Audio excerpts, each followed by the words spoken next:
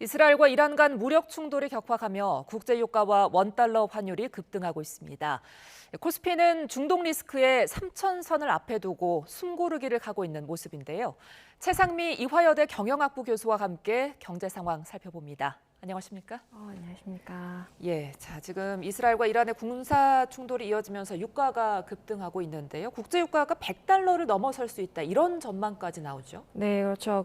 지금 말씀하셨듯이 이란하고 이스라엘 갈등이 점점 심화되고 있고요. 중동 같은 경우는 이제 원유 세계 공급량의 3분의 1을 차지하고 있습니다. 예. 그래서 공급 차질이 우려가 되면요. 그 선물 시장 같은 데도 투기가 급증하게 돼서 유가가 폭등하는 현상도 나타날 수 있고요. 네. 그래서 최근에 브렌트유 고점을 보면 6월 달에 한 87달러까지 올랐습니다. 그래서 그 골드만삭스 등 일부 기관이 예측한 바에 따르면 전면전이 확산이 되면은 100달러 넘을 수도 있다 이렇게 예측을 하고 있거든요. 예. 네.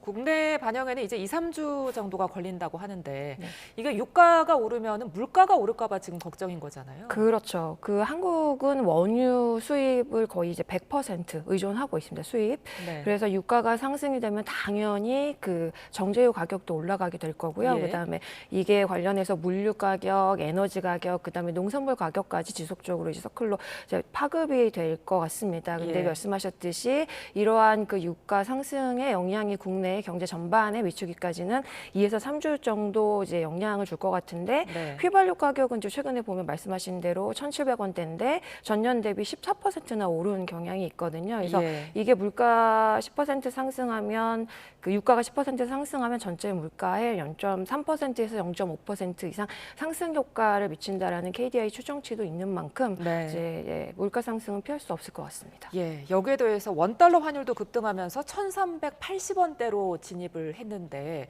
환율 추이 어떻게 전망하십니까? 환율 이제 미국이 상대적으로 이제 약세, 달러 약세이기 때문에 지금 한국은 워낙 강세 현상을 보이고 있는데요. 그럼에도 불구하고 대외 경제 이제 불확실성이 있으면 특히 수출에 많이 의존하고 있는 우리나라 경제 구조상 우리 원화의 약세도 전망해봐야 될 것 같습니다. 네. 환율이 급등하면 이제 우리 경제에는 어떤 영향이 있나요? 이게 이제 금융시장하고 실물시장에 동시에 이제 타격을 줄 수밖에 없다 예. 이렇게 보게 되고요.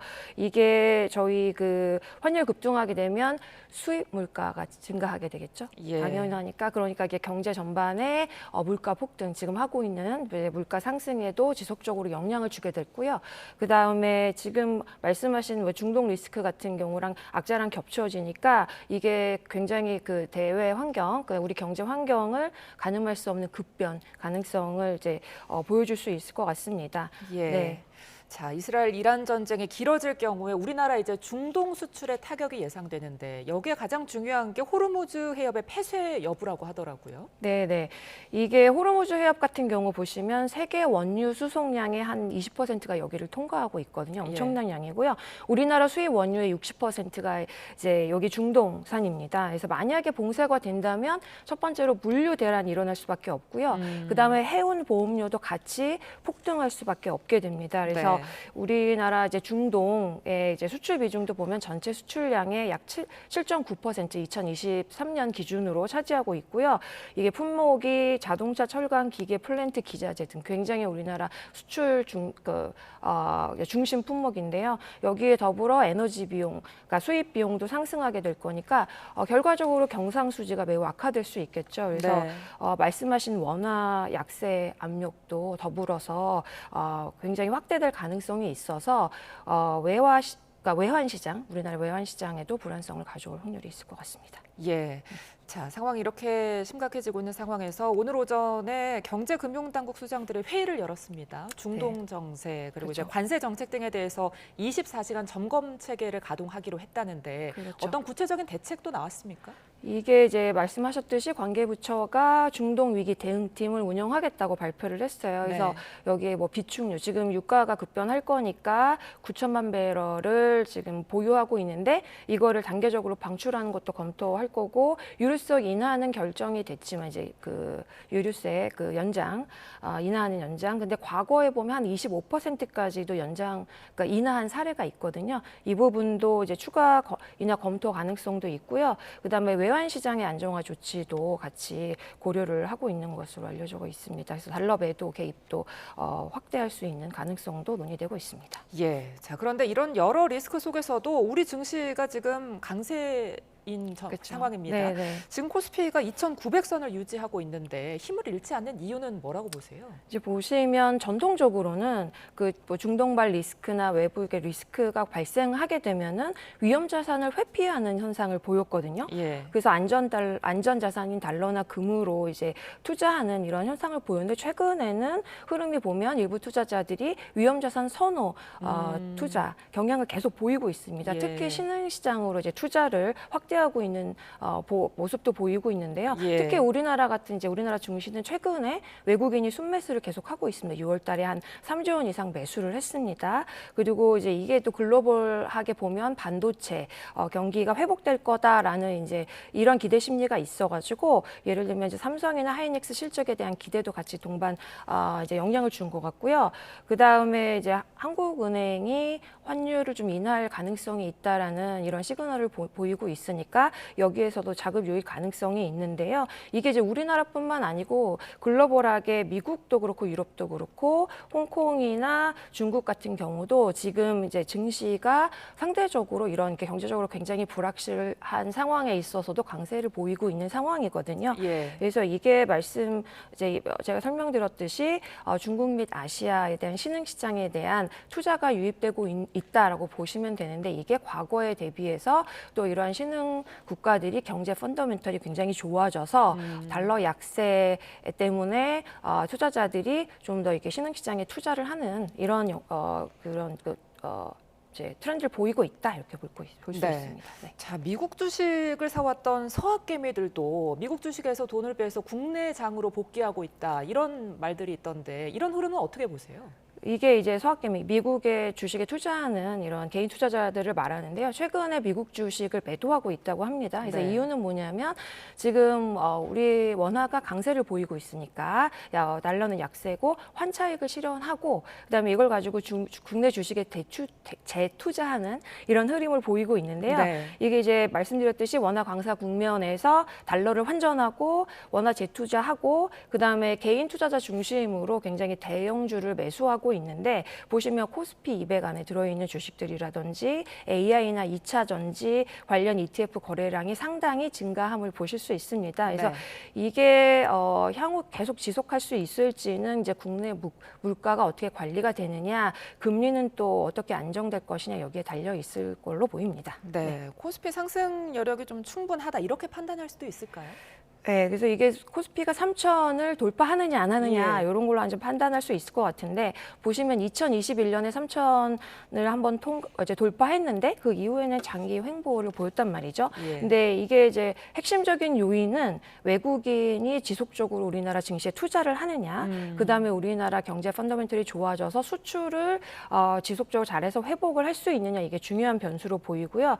이게 하반기에 보시면은 반도체랑 2차 전지 AI 이 세 가지 산업에 있어서 얼마나 이제 잘 수출을 할 수 있느냐, 그다음에 외국인이 순매수를 지속할 수 있느냐, 이제 이 두 가지가 잘 해결이 되면은 3천 돌파 가능성이 높다 이렇게 보고 있습니다. 근데 중요한 거는 국내 정책이 신뢰성을 확보하는 게 매우 중요할 건데요. 네. 이제 세제 문제도 잘 개혁을 해야 될 것 같고 규제를 완화하는 게 결과적으로는 산업의 그 성장이나 그다음에 수출에도 매우 중요한 역할을 하니까 이 부분에도 이제 새 정부가 많은 신경을 써야 될 것 같습니다. 네, 증시는 모처럼 활기가 도는데 실질 경제인 생활 물가는 참 너무 안 좋습니다.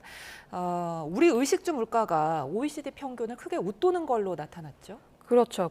보시면은 특히 이제 한국의 식료품하고 이제 주거비 같은 거 보면은 OECD 평균 대비 20%에서 40%까지 높다라는 이런 보고가 있거든요.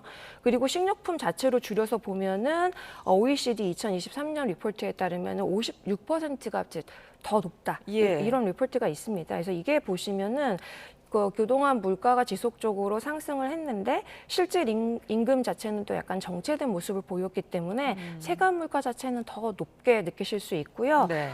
공공요금이나 유류세 같은 이제 간접 비용도 말씀하신 생활비 상승의 주요 요인으로 이제 분석될 수 있을 것 같습니다. 그러니까 말씀하신 것처럼 지금 식료품 물가가 OECD 평균보다 56%나 높다고 나왔는데 그렇죠. 왜 이렇게 높은 겁니까? 이게 이제 보면은 구조적 문제를 우선 보실 수 있을 것 같아요. 그래서 예. 우리나라는 생산에서부터 소비자한테까지 이제 전달되는 생산, 유통, 소비 과정이 굉장히 비효율적이다 이렇게 분석이 되고 있거든요. 네. 그래서 중간에 유통상이 너무 많이 끼어 있고 여기에 이제 마진이 되어 있고 그래서 예. 이렇게 중간에 그 비효율적인 구조가 많이 끼어 있을 경우에는 생산자의 가격이 조금만 변동이 있어도 소비자한테 미치는 영향력이 아주 커지는 이런 이제 그 세책 효과가 있습니다. 네. 더불어 농산물 수급 자체가 계절 기후 리스크에 굉장히 민감한데 최근에 기후 문제가 이제 많이 논의가 되고 있고요. 그다음에 그 급격하게 오르고 있는 계란값 같은 경우에는 사육 환경이 또 규제가 강화됐어요. 그래서 평사형 케이지 이제 전환이 진행되니까 이게 생산자 그 이제 비용 상승이 이게 이제 그 소비자한테까지 전달되는 이런 구조를 가지고 있고요. 더 중요한 거는 이게 인건비랑 고정비가 지속적으로 상승한 것도 물가 상승의 이런 식료품 상승의 주요 원인으로 이제 논의되고 있습니다. 네. 자, 이제 정부가 달걀이나 배추 등 먹거리 물가를 잡기 위해서 TF를 꾸렸습니다. 지적해 주신 문제점, 그러니까 수급과 유통 구조 전반을 점검하기로 했는데 이걸로 먹거리 물가 잡을 수 있을까요? 이게 먹거리 물가 잡으려면 사실 말씀드린 대로 그 점검을 했는데 네. 이 점검이 지속적인 제도로 잘 정착이 돼야 된단 말이죠. 예. 그래서 이게 기후 이상 문제도 이게 TF 대응으로는 사실 다 관리가 어려운 상황이니까요. 이게 농민 생산비 상승폭이 소비자 가격에 직접적으로 큰 영향을 미치지 않도록 정부가 적극적으로 개입하는 것도 필요할 거고요. 그 다음에 농산물이나 이런 생산자에 대한 그 가격 예측을 좀 더 잘할 수 있도록 데이터 기반의 분석을 하고 또 여기에 AI를 도입하는 방법도 적극적으로 고려를 하면 좋을 것 같습니다. 네. 자, 여기에 대해서 정부가 대책 중에 하나로 전 국민 민생 회복 지원금 지급을 계획하고 있는데요. 경제 활력에 도움을 좀 줄까요? 이게 이제 그 기존의 연구에 따르면 지원금을 뿌렸을 때 통상 단기 소비를 활성화시키는 이런 효과가 있다라는 분석이 있거든요. 네. 근데 이런 효과는 한계 소비 성향이 높은 계층, 즉 그러니까 번 돈을 전액 소비하는 계층한테 훨씬 효과가 있다 이런 분석이 있습니다. 이걸 승수 예. 효과라고 하는데 예. 그래서 전 국민 지급보다 굉장히 저소득층 중심으로 지급이 더 많이 됐을 때 이런 말씀하신 소비 진작 효과가 매우 크다 이렇게 볼 수 있고요. 최근에 이제 그 KDI나 한국은행 추정을 보면요, 재난지원금을 10조 지원하게 되면은 GDP가 한 0.2%에서 0.4% 상승하는 효과가 있다라고 분석을 했고요. 여기에 한계 소비 성향이 0.6에서 0.8로 기준하면은 승수 효과가 더 커진다 이런 분석도 있습니다. 예. 근데 이제 이 지원금이 최근 가계부채 문제가 굉장히 크니까 이 가계부채 상환으로 이제 일부 흡수가 될 수 있다 이런 가능성도 논의되고 있어가지고요. 이런 효과가 지속적으로 이제 경제 구조를 바꾸려면 구조적 개혁을 같이 병행을 해야지 효과가 지속될 수 있다 이렇게 볼 수 있습니다. 네. 예, 끝으로 이 질문 드릴게요. 미국이 기준금리를 또 동결했습니다. 우리 네. 금리 정책이나 경제에는 어떤 영향 미칠까요? 이게 지금 이제 동결을 했으니까 우리나라도 관련해가지고 지속적으로 그 금리를 내릴 수 없는 상황이 될 수밖에 없습니다. 그래서 이창용 총재가 발언한 듯이 이제 기준금리 인하 여부는 물가랑 가계부채, 주택시장 종합 고려하겠다 이렇게 보시면 될 것 같고요. 미국 금리와 국내 금리의 차이가 네. 심해지면 경제적으로 이제 불안정한 요소인 거거든요. 예. 그래서 이게 우리나라 지속적으로 새 정부가 가계부채를 강력하게 잘 이제 컨트롤해야 될 것 같고 주택 시장의 이제 가격이 최근 들어 많이 상승하고 있잖아요. 이 부분도 고려를 잘 해야 미국의 금리 인하 안 하는 원래 한 3회 정도 예상되고 있었는데 올해 한 해만 하겠다 이렇게 이제 굳혀지고 있는 방향이니까 금리 인하하고 내수가 진작될 수 있도록 다양하게 이제 정책을 잘 고려해야 될 것 같습니다. 알겠습니다. 여기까지 듣겠습니다. 지금까지 최상미 이화여대 경영학부 교수와 함께했습니다. 고맙습니다.